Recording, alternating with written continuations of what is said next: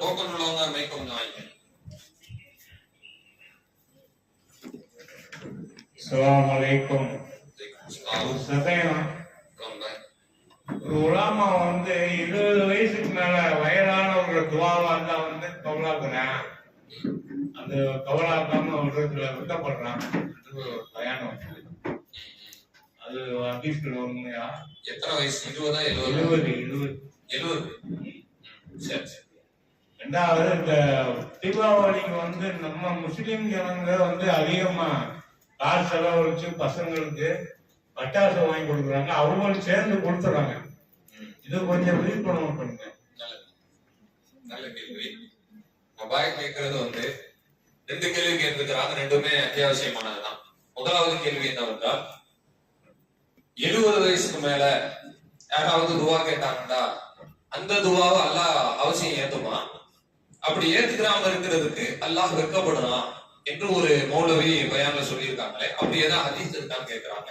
அந்த மாதிரி எதுவும் ஆதாரபூர்வமான ஹதீஸ்கள் கிடையாது. பொதுவா பலகீனமான ஹதீஸ்களை பொறுத்தவரை அது கேட்பதற்கு கவர்ச்சியாக இருக்கும். நீங்க சொல்லிங்க இல்லையா, இதை கேட்கும் போது நமக்கு என்ன செய்யும்? அப்போ அபோவ் 70 யாரெல்லாம் இருக்கிறாங்களோ, 70 வயசுக்கு மேல யாரெல்லாம் இருக்கிறோமோ அவங்க எல்லாம் நம்ம கொடுத்த வச்ச ஆட்கள் தான், என்ன கேட்டாலும் ஏத்துக்கிறோம் போல என்பது போல என்ன செய்யலாம், ஒரு சந்தோஷத்தை அனுபவிப்பதற்கு வாய்ப்பு இருக்கிறது. இந்த மாதிரி எல்லாம் இருக்கிறது. இதுல குறிப்பா நீங்க பாத்துங்க, நபி ஸல்லல்லாஹு அலைஹி வஸல்லம் துஆ ஏற்றுக்கொள்வதற்கு அவர்கள் சொன்ன வழிமுறைகள் ஏராளமாக இருக்கிறது. குறிப்பிட்ட சில நேரம் இருக்கிறது, அதுல நீங்க கேட்கலாம். சில வார்த்தைகள் இருக்கிறது, அதை சொல்லி உங்களுடைய துஆவை நீங்க அல்லாஹ்விடத்துல தெரிவிக்கலாம்.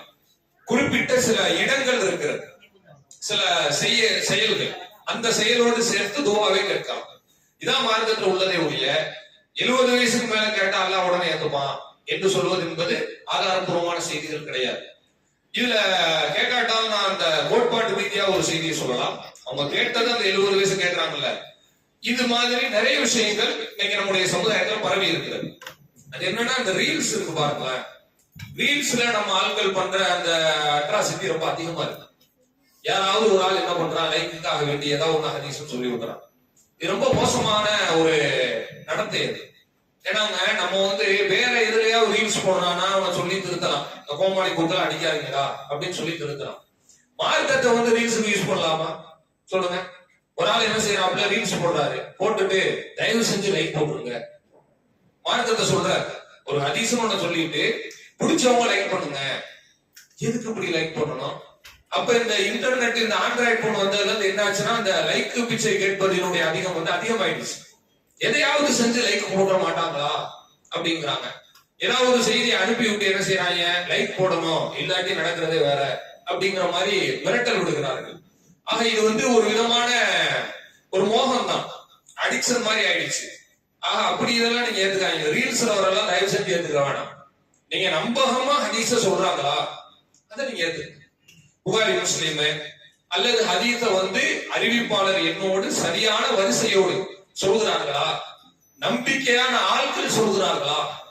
இப்ப நம்முடைய தமிழ்நாடு தௌஹீத் ஜமாஅத்ல இதை விட ரொம்ப டேஸ்டான ஹதீஸ் எல்லாம் நம்மளும் பேசலாம். இந்த 70 வயசு ஹதீஸ் சொல்றீங்கல்ல பாய், இதை விட கவர்ச்சியான ஹதீஸ் எவ்வளவு ஹதீஸ் நானே படிச்சிருக்கேன். அதெல்லாம் உள்ள போய் பார்த்தோம்னு வச்சுங்க, அறிவிப்பாளர் ரீதியாக பலகீனமான செய்தியா இருக்கும். அப்ப அதெல்லாம் சொன்னோம்னா அழகா என்ன செய்யும், கேட்கறதுக்கு ரொம்ப சுவாரஸ்யமா இருக்கும். ஆனா நம்ம என்ன செய்யறோம், அது சொல்லக்கூடாது. அல்லாஹ்வுடைய தூதர் ஸல்லல்லாஹு அலைஹி வஸல்லம் அவர்கள் தடுத்திருக்கிறாங்க. என்ன தடுத்திருக்கிறார்கள் என்றால், மன் கதப அலைய முத்தஅம்மிதன், யாராவது வேண்டுமென்றே என் மீது பொய் சொல்கிறீர்கள் என்றால், ஃபல்யத்தபவ்வ மக்அதஹு மினன் நார், நாளை வறுமையில் தன்னுடைய தங்குமிடத்தை நரகத்துல அவங்க ஆக்கிக்கட்டும். சாதாரணமான குற்றம் கிடையாது. பொய் சொன்னா நரகம்ன்றது உண்மைதான். ஆனா ஒருத்தர் இன்னொருத்தர் மேல பொய் சொல்றதுக்கும் முகம்மது நபி மேல பொய் சொல்றதுக்கும் வித்தியாசம் இருக்கிறது. ஒருத்தர் இன்னொருத்தர் மேல பொய் சொல்றாருன்னு வச்சுங்க, அவங்க 2 பேத்துக்குள்ள முடிஞ்சிடும், ஒரு சண்டை சச்சரவோட முடிஞ்சிடும் வைங்களேன், அல்ல சாதாரணமா எடுப்பாங்க. ஆனா முகம்மது நபி மேல பொய் சொன்னா இது முஸ்லிம்களை சேர்த்துல பாதிக்கும். ஏன்னா நம்ம ரசூலுல்லாஹ்வை ஃபாலோ பண்றோம் இல்லையா? அப்ப இது தாக்கம் பெருசா இருக்கும். அதனாலதான் ரசூலுல்லாஹ் கடுமையா எச்சரிக்கை செய்திருக்காங்க. நீங்க இப்படி சொன்னீங்கன்னா நரகத்துல உங்க இடத்தை ரிசர்வ் பண்ணிக்கங்க என்று சொல்லுகிற வகையில் அல்லாஹ்வுடைய தூதர் ரொம்ப கடுமையாக நம்ம என்ன செய்யறாங்க, எச்சரிக்கை செய்யறாங்க. எனவே இது மாதிரி செய்திகளை தயவு செஞ்சு நம்ப வேண்டாம். நீங்க ஒரு செய்தியை நம்பாம இருந்தா கூட பிரச்சனை கிடையாது. இந்த நம்பி அதுலயே நம்ம வந்து நம்முடைய ஈமான தொடர்ச்சி செய்யறோம் இல்லையா, அது நம்மள ஒரு அழிவுக்கு கூட கொண்டு போய் விட வாய்ப்பு இருக்கிறது. எனவே இந்த ஆதாரம் இல்லாமல் பேசக்கூடியவர்கள் சிலாங்க என்ன பண்றாங்கன்னா, ஒரு இஸ்லாமிக் மூவின்னு ஏதாவது மூவி எடுத்து விட்டுறான், சரியா? மூவில வர்றத உண்மை நம்புறாங்க. இது ரொம்ப பலகீனம். பொதுவா இந்திய மக்கள்கிட்ட ஒரு பலகீனம் இருக்கிறது. சினிமால வர்றது உண்மை நினைச்சிரும். இப்ப இந்த நடிகர் பின்னாடி போய் சாதனம் இல்ல, இதுக்கு அதான் காரணம்.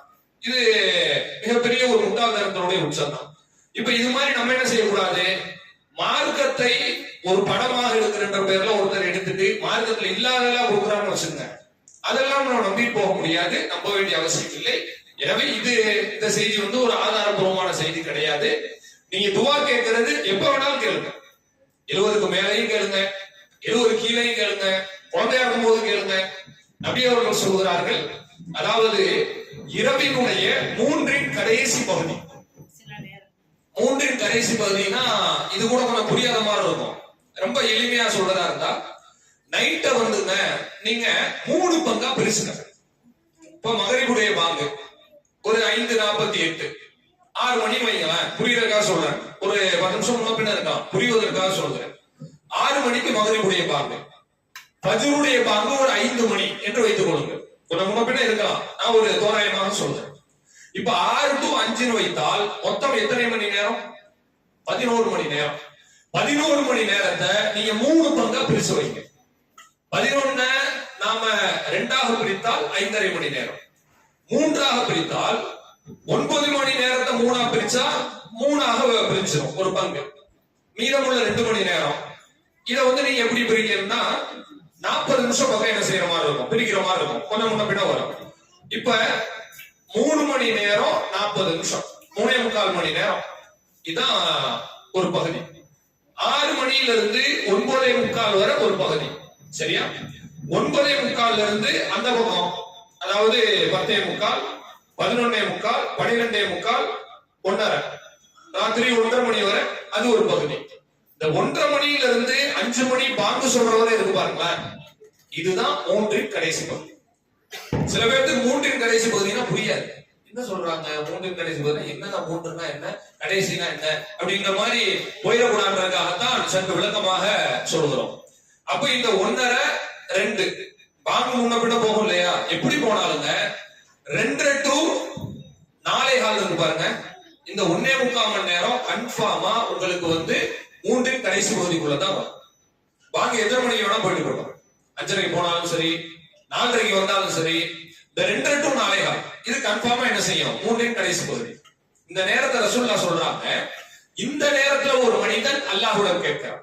அல்லாஹ் கேட்கிறானா, யாராவது இந்த டயத்துல என்னிடம் கேட்கிறீங்களா, துவா கேட்கிறீங்களா, அவருடைய துவாவை நான் ஏத்துக்கிறேன். என்னிடத்துல கோரிக்கை வைக்கிறீங்களா, நான் பதில் சொல்றேன், தாராளமா கேளுங்கன்னு அல்லாஹ் ரப்பல் ஆலமீன் முன் வந்து சொல்றான். அப்ப அந்த நேரத்துல கேட்கிற நமக்கு நல்லது. 2வது சஜிதாவுல இருக்கிறோம். ரசூலுல்லாஹ் சொல்றாங்க, ஒரு அடியான் அல்லாஹ்வுக்கு நெருக்கமாக இருக்கிற இடம் எது தெரியுமா?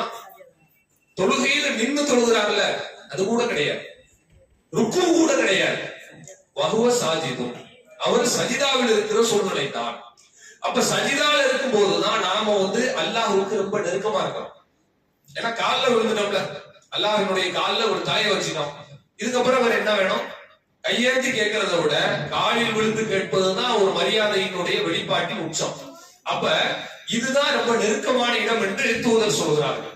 இந்த மாதிரி நேரங்களை யூஸ் பண்ணி, இடங்களை யூஸ் பண்ணி அத்தகையாத்துக்கு பிறகு கேளுங்க. இப்படி ஏராளமான வழிமுறைகள் இருக்கு. அதுக்கு நீங்க தனியா என்ன செய்யலாம், யூடியூப்ல நம்ம பயான், நம்ம தாய்களுடைய பயான் துவா ஏற்கப்படுவதற்கு என்று அடித்தால் அது வரும். நான் நேரத்தை சேமிப்பதற்காக இப்படி சுருக்கமாக சொல்கிறேன். அந்த மாதிரி வார்த்தைகளை, அந்த வழிமுறைகளை பயன்படுத்தி நம்ம கேட்கலாமே தவிர, இந்த 70 வயசுக்கு மேல அப்படிங்கிற செய்தி வந்து பலகீனமான செய்தி, அதை நம்ப வேண்டாம். நீங்க இப்ப இருந்தே தாராளமா என்ன செய்யலாம், எல்லாரும் கேட்கலாம், அது தப்பு கிடையாது, சரிங்களா? சரி. 2வது அவங்க சொன்னது என்ன சொன்னாங்க, தீபாவளி. தீபாவளிக்கு வந்து நம்ம இஸ்லாமிய மக்களே பிள்ளைங்களுக்கு வந்து காசு போட்டு பட்டாசு வாங்கி கொடுத்து வெடிக்க சொல்றாங்க, முடிஞ்சா இவங்களும் கூட சேர்ந்து வெடிக்கிறாங்க அப்படிங்கிற மாதிரி ஒரு விஷயத்தை கேட்டு அந்த மக்களுக்கு நீங்க வந்து மார்க்கத்தை சொல்லுங்க என்று கேட்கிறாங்க. இது வந்து நம்ம ஹதீஸ் ஆதாரத்தோட சொல்லிதான் தெரியணும்னு கிடையாது. காலகாலமா நம்ம சொல்லத்தான் செய்யறோம். இது இஸ்லாத்தினுடைய அடிப்படைக்கே முரணானது. இந்த தீபாவளி கொண்டாட்டம் என்பதை பொறுத்த வரைக்குங்க இதுல 1-2 பிரச்சனை கிடையாதுங்க. ஆரம்பத்துல இருந்து கடைசி வரை பஞ்சாயத்து தான். இது பேசிக்கா தீபாவளி என்பது யாருடைய கலாச்சாரம்? முஸ்லிம் கலாச்சாரமா? இல்ல. அப்ப இந்துக்களுடைய கலாச்சாரம் என்று சொன்ன இந்து கலாச்சாரமே கிடையாது. வேறு ஏதோ ஒரு சண்டையில ஒரு 2 பேருக்கு நடுவில் நடக்கிற பஞ்சாயத்து அதை கொண்டு வந்து என்ன செய்யறாங்க? மத கலாச்சாரம் மத சாயத்தை பூசுகிறார்கள். இந்து மதத்துல உள்ள சில ஆட்களே இது எங்க மத பண்டிகை கிடையாது, வேற 2 பேருக்கு நடுவுல நடந்த பிரச்சனைய நரகாசுரனை போய் என்ன செஞ்சாங்க? எரிச்சாங்க. அதை கொண்டு வந்து எங்களோட சேர்த்து விட்டாங்க என்பது போல அவர்கள் சொல்கிறார்கள். ஆக மத பண்டிகை என்று இவர்கள் என்று எடுத்து விட்டார்கள் என்றாலே நாமும் அதை கண்டிப்பா செய்யக்கூடாது என்பது அதுல உள்ள கருத்து. அப்போ மத பண்டிகை எடுத்து நம்ம செய்தா கண்டிப்பா என்ன செய்யும்? மறுமையில அல்லாஹ்விடத்துல கேள்வி உண்டு என்பதை புரிஞ்சுங்க. 2வது, இந்த இதுல இருக்கக்கூடிய முக்கியமான ஒரு விஷயமே வீண் விரயம் தான். அவன் வெடிக்கிறானே பட்டாசு, அவன் சுடுற அந்த துப்பாக்கி, அப்புறம் என்ன இருக்கு அந்த லட்சுமி வெடி, இதெல்லாம் வெடிக்கிறானே பாருங்க. இதெல்லாம் வந்து பணம் தானங்க. இது என்ன சும்மாவா கிடக்கு? பணம் என்ன எல்லாத்துக்கும் மரத்திலையா காய்க்குது? சொல்லுங்க. அல்லாஹ் குர்ஆனில் தெளிவாக சொல்லுகிறான், இன்னல் முபத்திரீன் கானூ இஹ்வான ஷயாத்தீன். வீண் விரயம் செய்பவர்கள் ஷைத்தானின் தோழர்கள். யாரெல்லாம் சைத்தானை ஃப்ரெண்ட் பிடிக்கணும்னு ஆசைப்படுறோமோ தாராளமா வெடி விடலாம், தாராளமா வெடி வைக்கலாம். இதுக்கு யாராவது தயாரா இருப்போமா? யோசித்து பார்க்க வேண்டும்.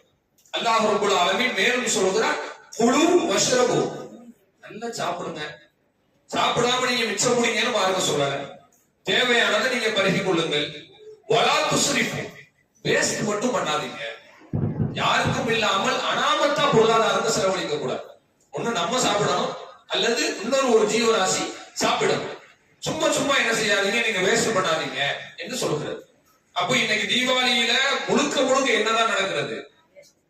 அது ஒரு பிசினஸ் தான். பிசினஸ்னால தான் இதை வியாபாரிகள் தூக்கி கொண்டாடுறானே ஒழிய இதை வச்சு துணி வியாபாரம் நடக்குது, இதை வச்சு மற்றதுகள் நடக்குது. ஹலாலான அடிப்படையில நம்ம வியாபாரம் பார்ப்பது வேறு. ஆனால் இந்த ஹராமான காரியங்களை செய்வது மார்க்கத்துல உண்டா? அது எப்படி செய்ய முடியும்? ஒரு வீடியோவை நான் பார்த்தேன் ஒரு 4 வருஷத்துக்கு முன்னாடி. அதான் சொல்லியிருந்தாங்க. அதுல என்னன்னா, ஒருத்தன் வந்துங்க இந்த 2000 ரூபாய் நோட்டு இருந்துச்சு பாருங்களேன், மோடி கொண்டு வந்தாருல 2000 ரூபாய், இந்த கலரா ரோஸ் கலர்ல லாட்டி, கேரளா லாட்டி சீட்டு மாதிரி இருக்கும். இப்ப என்னமோ அதை காணும், ஒளிச்சுனாய் சொல்லாம கொள்ளாம. அந்த 2000 ரூபாய் தாளை வந்து ஒருத்தன் என்ன செய்யறான், அப்படி கீழே வச்சு தெருவுல தீப்பெட்டிய பொழுது எரிக்க போறான். அங்கிருந்து ஒருத்தன் ஓடி வரான், 2000 ரூபாய் எரிக்காத, இதே இருக்கிற காசை போட்டு எரிக்காதப்பா. அவன் திரும்பி சொல்றான், இந்த 2000 ரூபாய்க்கு இந்த வரைக்கும் வரையப்பா, நீ விட்டே வெடி, அது 4000 ரூபாய். அப்ப வெடி விடுறது என்னன்னு சொன்னா காசை கரியாக்குறது. நம்ம பாஷையில சொல்றதா இருந்தா, சாதாரண நம்ம புலக பாஷையில சொல்றதா இருந்தா என்னங்க, எவனாவது ஒருத்தன் காசை போட்டு வேஸ்ட் பண்றானா, என்ன அப்படி காசை கரியாக்குற கேட்க மாட்டோமா? அப்ப தீபாவளியில வெடி விட்டா அது வந்து காசை கரியாக்குறது இல்லையா? இதுதான் உண்மையிலே கரியாக்குறது. சுட்டு 5 நிமிஷத்துல புகையா மாத்தி விட்டுறான், கரிச்சு தூக்கி போட்டுறான். அப்ப இது வெளியில உள்ள மக்களுக்கு ஹலால் ஹராம் கிடையாது, நமக்கு ஹலால் ஹராம் இருக்குதானே? அதை நம்ம கட்டுப்படுத்த என்ன செய்யணும், இருக்கணும். எனவே உங்க பிள்ளைங்க கேட்கிறாங்க என்று தயவு செய்து யாரும் இது மாதிரி காரியங்களை செய்யாதீங்க. பிள்ளைங்களுக்கு நீங்க சொல்லுங்க, இது மாதிரி செய்யக்கூடாது, இது மாதிரி தடுக்கப்பட்டிருக்கு, இந்த மாதிரி காரியத்தை செய்வது மறுமையில் அல்லாஹ்விடத்துல கேள்வி இருக்கு. கேட்டாலும் நீங்க ஓப்பனா சொல்லுங்க. அவனுக்கு வாங்கி கொடுக்காம இருக்கிறதுக்காக கைய உடம்பேன் கால உடம்பேன் பயங்காட்டுவாங்க. அதுக்கெல்லாம் அந்த காலத்து பிள்ளைங்க பயப்படுற மாதிரி என்ன செய்யல தெரியல. அப்ப நீங்க அப்படியெல்லாம் சொல்லாம ஓப்பனா சொல்லலாம், இது வந்து ஹராம்மா தம்பி, இது ஹராம்ப்பா, இது ஹலால் கிடையாது, இதை செய்தா மறுமையில் அல்லாஹ் உன்னை கண்டிப்பான். அல்லாஹ்வுடைய தண்டனைக்கு பயப்படுறியா பயப்படலையா கேளுங்க. இது மாதிரி 4 விஷயத்துல சேர்ந்த மாதிரி நீங்க கேட்டீங்கன்னா கண்டிப்பா பிள்ளைங்களுக்கு பயம்.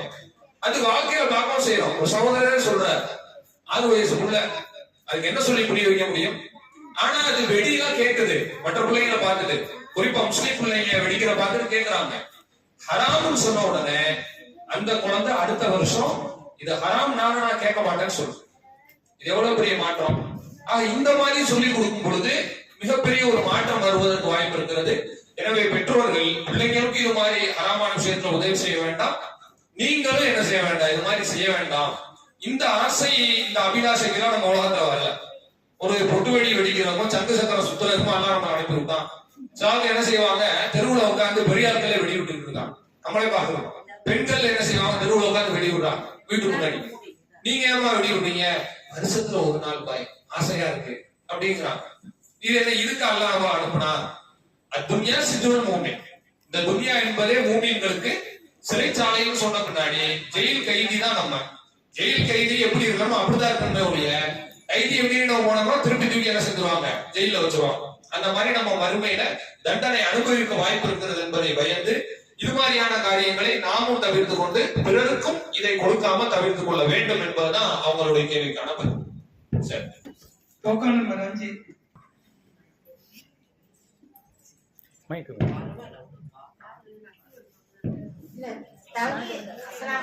அலைக்கும் ஸலாம். தவிர வேற எந்த பையனுக்கும் பெண்களை போக வேண்டாம்னு சொல்றாங்களோ அது எதனால?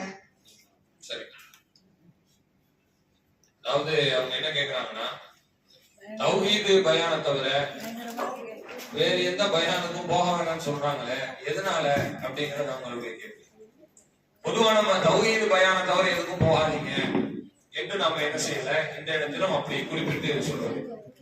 நாம் ஒரு கருத்தை முடிவு செய்கிறோம், அதிலிருந்து சில விஷயங்களை நாம் எடுக்கிறோம். அது என்னவென்றால், மார்க்கத்தை நம்ம சொல்லும் பொழுது எந்த விதமான கலப்படமும் இல்லாமல், எந்த விதமான ஒரு திருத்தங்களும் இல்லாமல் சொல்ல வேண்டும் என்பது நம்முடைய நோக்கம். அதான் நம்ம செஞ்சுட்டு இருக்கிறோம். இந்த சபையிலேயே யாருக்காவது ஒரு ஆளுக்கு பட்டாசு வெடிக்கிற ஆளே கூட இருக்கிறாங்க சொன்னா